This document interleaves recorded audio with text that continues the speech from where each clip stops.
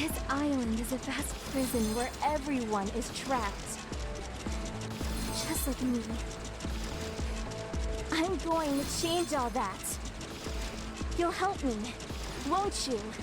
On the other hand, pilots have access to the Bionic Computer. It's here that you'll find a circuit board skill tree where units unlock in a set order along glowing paths, and each category does something different. Class units grant universal boosts tied to the pilot's role. Core units unlock active or passive skills, and each pilot can equip up to 3 of them on the status screen. Crystal units open new neural drive partitions as well, where expansion units raise the computational power cap so you can push even more chips into a build. Link units then act as connectors and quietly raise base stats like aim or evasion while you travel between major nodes. Materials from these unlocks are received from the elite campaign stages, so diving into higher tier missions feeds back into more complex builds. The whole system encourages tinkering, where you swap one chip, shift a partition, or equip a new core skill, and the mech handles differently the next sortie. While hardware explains what a mech can do, pilots explain why you actually care. Each operator levels on their own track, carries a star rating, and unlocks a signature talent. The operator Kite bumps critical hit chance when no ally stands nearby, which does encourage flanking with this unit. On the other hand, Harper gains evasion bonuses behind cover, turning narrow allies into safe firing lanes.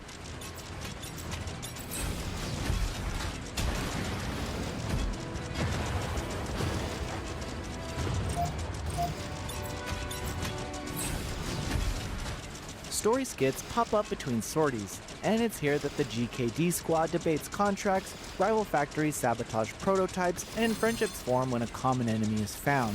The scenes take a minute or 2 at most, but I do say that they add flavor, build stakes, and then you get to go right back into the cockpit. The character illustrations also keep things pretty lively. There's traditional fight suits that sit side by side with jackets that look straight out of street fashion, so if you're looking for your waifu or bando here, well, you might just find them. I should add that some characters stand out than others, but I don't feel like it drifts into parody. Eh. Maybe I'll mess with it, but no, not anytime soon.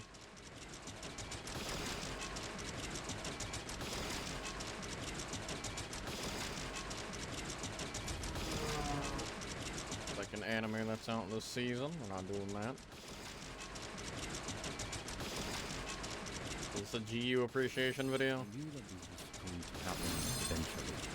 I was sitting in my room and I desperately wanted to just The volume is so low. possess me for a while. So, with Monster Hunter Wilds not really having any more content for me to explore, I decided to try out GU. I quickly figured out how to get an emulator and to get the game for the PC. And I tried it for the first time. After playing for some hours and finally feeling like I wanted to put the controller down, I looked out the window. It was 7 a.m. in the morning. I could see the light of day starting to come up from the horizon. I had played Monster Hunter Generations Ultimate for almost 16 hours non-stop. And this was the first time that I tried it. So yeah, today's video is gonna be about my impressions of GU and just in general the tremendous contrast that this experience has shown me when you compare that even GU, which is supposed to be 5th gen, you can compare it to Monster Hunter World and Rise and the new titles, and you can see the stark differences between the design decisions. So, Monster first of Hunter. all, obviously GU is a game that doesn't have like a high level of graphical fidelity, but it really does not matter.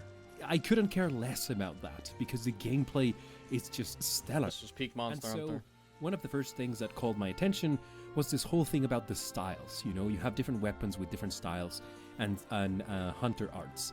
And the truth is that the idea of styles is something that we have seen in New Gen, for the most part in Monster Hunter Rise and Sunbreak, where they give you a bunch of options to customize the way that you play.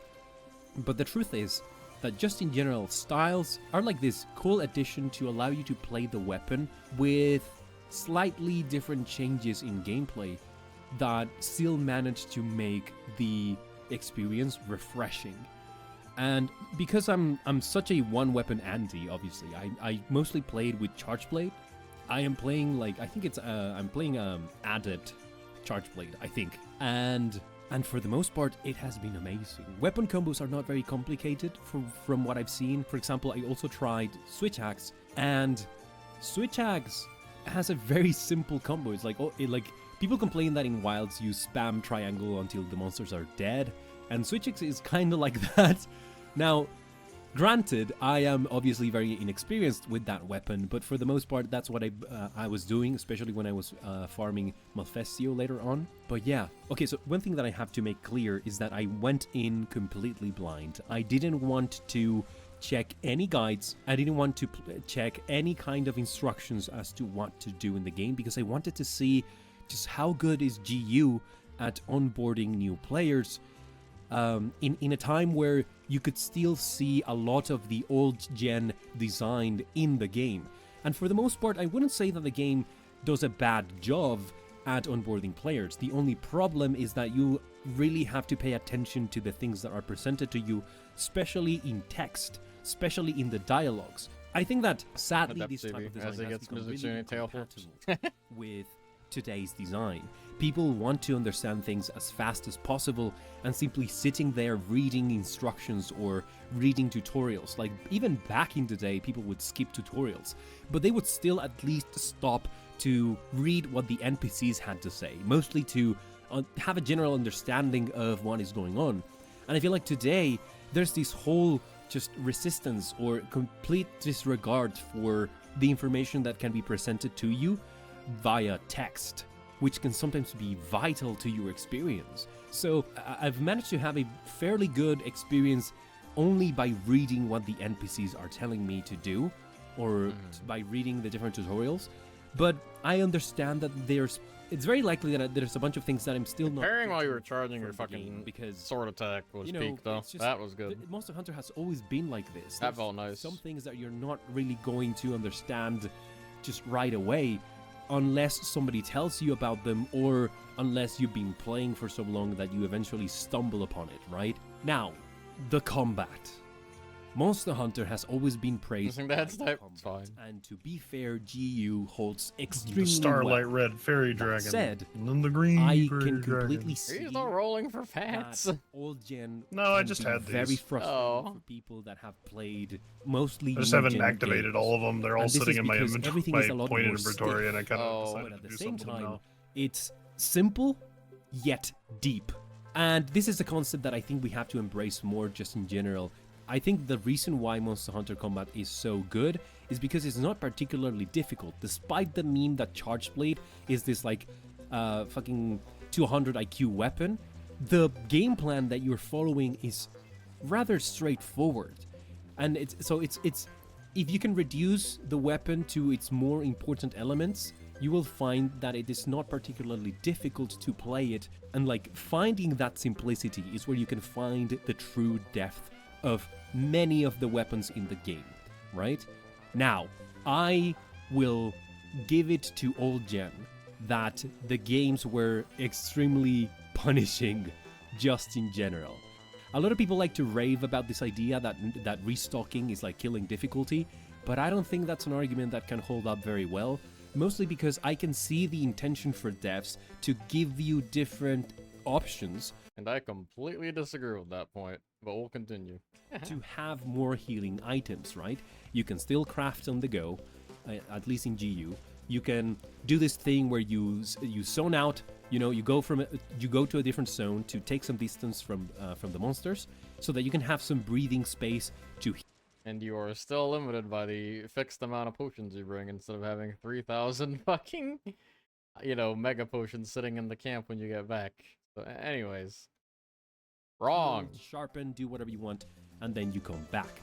And I think that in New Gen, they have just designed things differently so that you can still take that distance. You can still run away from the monster a lot faster than what they can follow you. And with that, you can potentially manage your resources, like healing and sharpening and Manage, whatnot, quote unquote. without having the monster be on top of you. So I think that's an aspect that still remains. It simply has a different Really. format now. No, it's just buffed. And I think it's because the Monster Hunter devs know that it can be extremely frustrating to deal with the onslaught of attacks that the monsters, even in low rank, in the case of GU, can sometimes throw at you, right? So, in that I feel sense, like they should have limited it it's more, very but whatever. interesting to see that for Thought I'm the in the most happy part, there's a lot of medium. design aspects that Man, if you aren't butt really- cheeks, yeah, you have to learn the monster. You have to actually sit there and go, "Oh, okay, you gotta figure this out with this monster," instead of getting beat your ass beat and going, oh, I guess I'll go back to camp and then get more potions, come back, get my ass beat, run the whole 50-minute timer, but you know what, I won. But did you really? change in essence. Like, I get it. Using the game systems, cool. But I can definitely say you're a bad monster hunter. But hey, at least it's there, right? Shit. I feel like these mechanics are intended for, like, people who are actually disabled and have a hard time playing the video game. And it's just odd that people who have the capacity to learn to get good at it just don't care. They're just like, yeah, whatever. And they can't use the excuse of it's going to waste their time, because if you have time to sit there through like 2 hours of cutscenes on Wilds, you definitely have time to sit there for 2 hours learning like a boss or something. I don't know, Chief. But they have Anyways, I changed entirely in the disagree with this way point that this they guy are is making. presented. And at least, for example, going from It's like he sounds like he's making corporate business talk to you and trying to convince you it's something it's not, GU to World, even though it is what it is. the way that they handled it was genius, because He's giving it you was the still business. keeping Business. that level of threat, that feeling of pressure that the monster Business. can put out towards you, but you Business. still have tools to completely outrun them and to be able to avoid that constant pressure.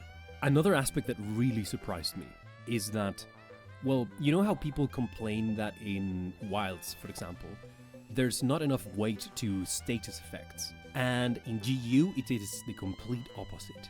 Like, if a monster has the paralysis element, they will paralyze you in 1 or 2 hits. Like, it's gonna be a problem that you have to deal with to try and avoid getting paralyzed. If a monster has sleep element, if a monster has like a lot of KO damage, they will inflict status effects extremely quickly. And you know how in Base World there were a lot of monsters that could poison you, and then if you go to Iceborne, there's like level 2 poison, right?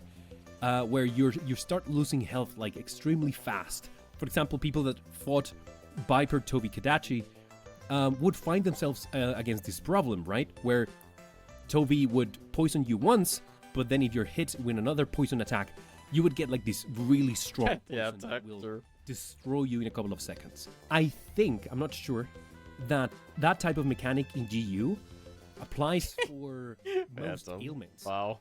And you can see it in the icon showing like 1 dot of poison or 1 little flame, right, on the icon. And then if you get hit again with another poison or fire attack, you will see two icons of poison or 2 icons of flame, which kind of hints at the possibility that, That was a good they block. can stack status ailments to the point that they can inflict you with a lot more damage and pressure.